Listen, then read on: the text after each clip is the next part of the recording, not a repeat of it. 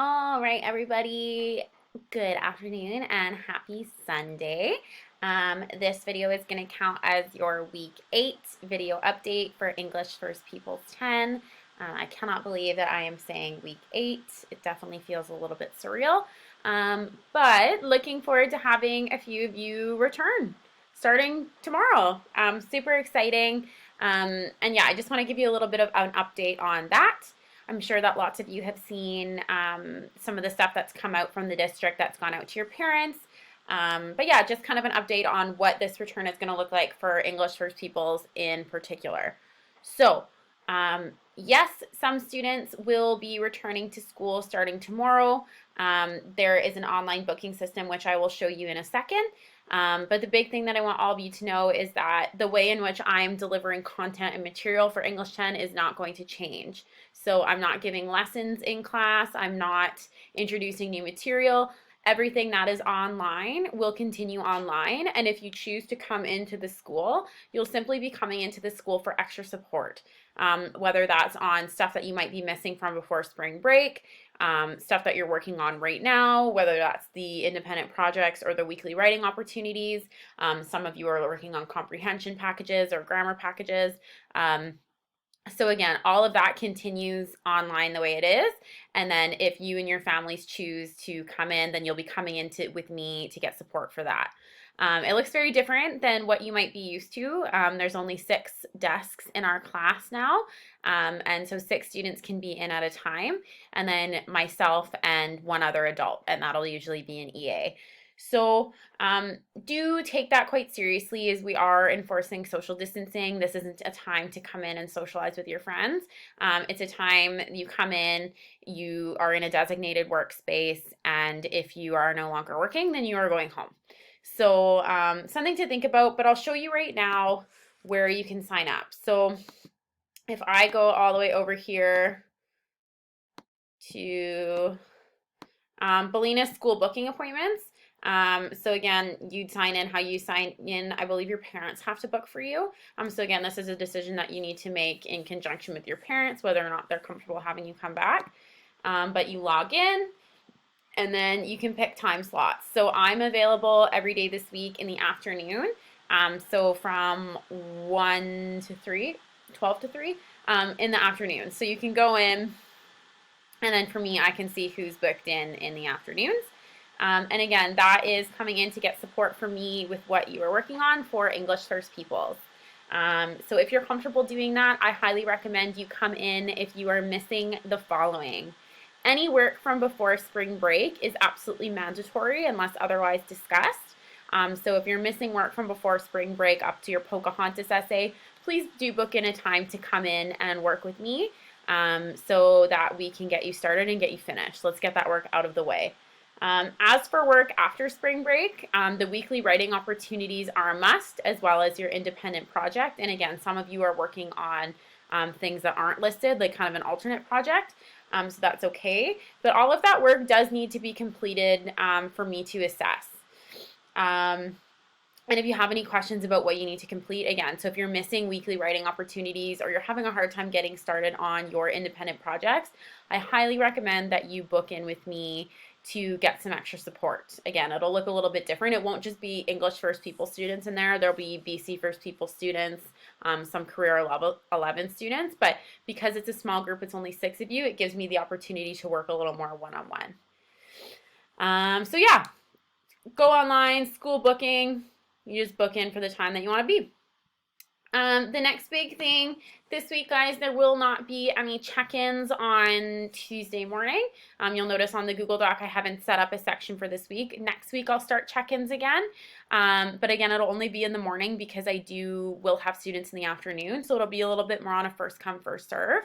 So if you do have questions that you need to be answered, signing up next week. This week I will be connecting with families regarding I-plans. So again, no check-ins this Tuesday morning. I'll be checking in with families to talk about I-plans. Because you're in grade 10, you probably haven't heard that much about I-plans yet. Some of you might have, but if you haven't, an I-plan is basically a plan that your teacher is going to put in place with regards to incomplete work. So if you have not completed a significant amount of work in the course to demonstrate your understanding of big ideas, curricular competencies, and content as outlined by the Ministry of Education, then you will receive an I plan. And your I plan is basically all the things that I've boiled down, so the absolute essentials that you need to complete and show me before I can give you credit for the course.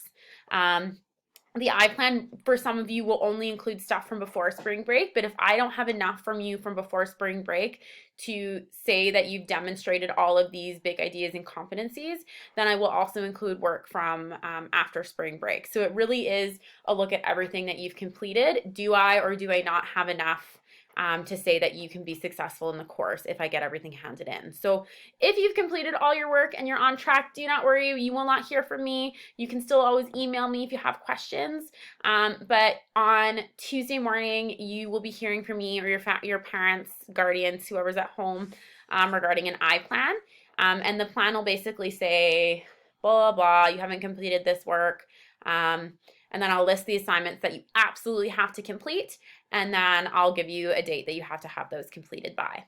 Again, for most of you, this isn't a big concern, but for some of you, please be aware of that. And then again, everybody needs to be completing all of the work from before and after spring break. And again, booking in for an appointment to work one-on-one with me if you need some support with that. And if you aren't going to come in, that's totally okay too. If you're more comfortable at home, I will support you regardless. But yeah, let's get the work done. We're almost done. Tomorrow is June 1st. School work is done as of June 19th. So really we are at 20 days. 20 days left, guys. And you've done an awesome job, and I'm really impressed with the work that you've been able to complete despite these kind of crazy times. So yeah. What is left? The last thing that I want to talk to you about, this week's weekly writing opportunity. So let's go check it out. As always, we are logging on to our, our school Stellantis page at start.sc69.bc.ca. Excuse me, I have some allergies going on here. And you will go down to English First Peoples, which is right here. And remember, all of our weekly writing opportunities are on the discussion forum of our class Stellantis page. So just go up and hit discussion. Remember, you do need to complete all of these discussion questions or weekly writing opportunities. They're not designed to be this big crazy assignment. They're designed to take you about anywhere from 15 minutes to half an hour, I would say max. So this week we're on week 8, and this is Oral Traditions Continued, and you are actually going to look at a speech being another mode of oral language or oral tradition, and you're going to look at a speech given by Chief Dan George. For those of you who don't know Chief Dan George, he is a very famous chief from a nation in North Vancouver. And Chief Dan George might look familiar to you for a couple different reasons. He's an activist for Indigenous rights in Canada, but he is also an Academy Award-winning actor. Interestingly enough, some of the interesting things about Chief Dan George is he kind of embodies and always embodied this traditional stereotype of what it means to be Indigenous in movies. So very much the cowboy and Indian image, which kind of for some people contradicts the message that a lot of his writing sends home about, again, Indigenous rights and self-governance and the right to your land and that connection to the land. He's always been a really big advocate for that. So just kind of an interesting contrast to what he advocates for and how he appeared in movies. But he has this really beautiful speech that he wrote, and it's called A Lament for Confederation. And when you think about the word lament, you think about kind of like a longing for something. You're lamenting about something that you long for or that you miss or that you're thinking about from the past. So I'm going to ask you to listen to Chief Dan George's speech. The link is down at the bottom here. You can also follow along by reading. So I've attached a transcript of the speech as well. And I want you to look for a couple different things that are key components found in many first people speeches. So metaphors, we talked about metaphors earlier in the semester being a figure of speech applied to an object that isn't literally or shouldn't be literally applied to that object. Rhetorical structure, flow, rhythm, weaving narratives, cyclical nature, all of these things that are very important and traditional to first people speeches. And I've given you a little definition here as well of all of those things.